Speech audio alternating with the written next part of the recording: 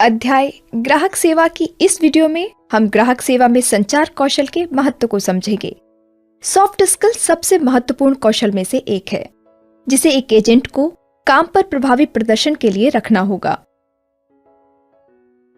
यहाँ हम सीखेंगे कि प्रभावी संचार के साथ अच्छे ग्राहक संबंध कैसे बनाए रखते हैं। ग्राहक ऐसे इंसान हैं जिनके साथ कंपनी को एक मजबूत संबंध बनाने की जरूरत है।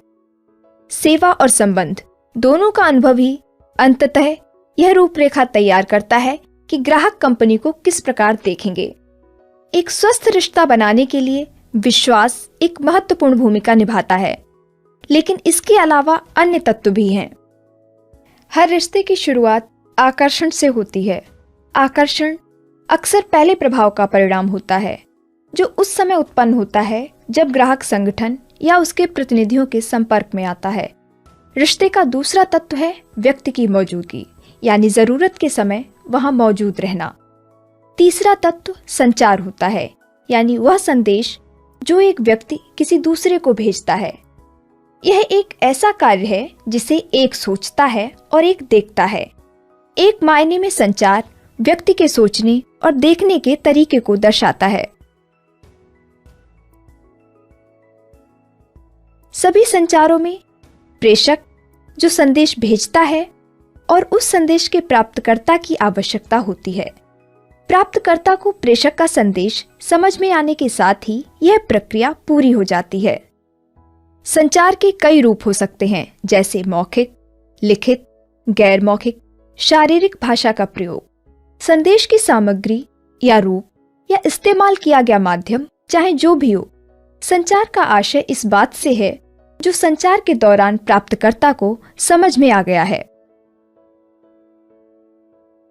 आइए यहां संचार प्रक्रिया को समझते हैं। संचार प्रक्रिया एक स्रोत के साथ शुरू होती है। संदेश के स्रोत के रूप में एजेंट को यह स्पष्ट होना चाहिए कि वह क्यों संवाद करने जा रहा है और क्या संवाद करना चाहता है, और उसे यह विश्वास होना चाहिए कि भेजी जा रही जानकारी उपयोगी और सटीक है। संदेश ये वह जानकारी है जिसे व्यक्ति बताना चाहता है।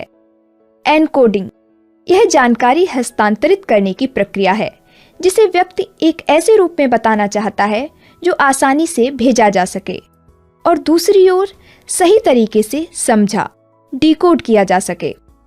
चैनल यह संदेश भेजने का एक माध्यम है।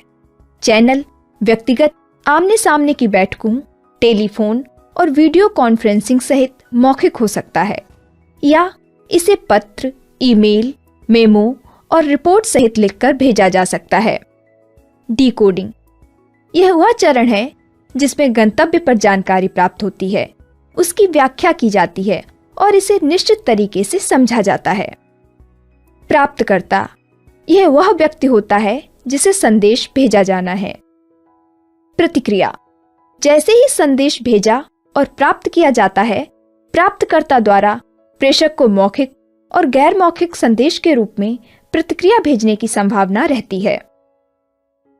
प्रभावशाली संचार के लिए बाधाएं उपरोक्त प्रक्रिया के प्रत्येक चरण में उत्पन्न हो सकती हैं, जैसे कि प्रेषक के बारे में बनाई गई धारणा के कारण, संदेश को खराब तरीके से तैयार किए जाने के कारण, बहुत कम अथवा बहुत अधिक जानकारी होने के कारण, प्रेषक को प्राप्तकर्ता की संस्कृत नहीं समझ में आने के कारण संवाद विकृत हो सकते हैं। चुनौती इन सभी बाधाओं को दूर करने की है। धन्यवाद।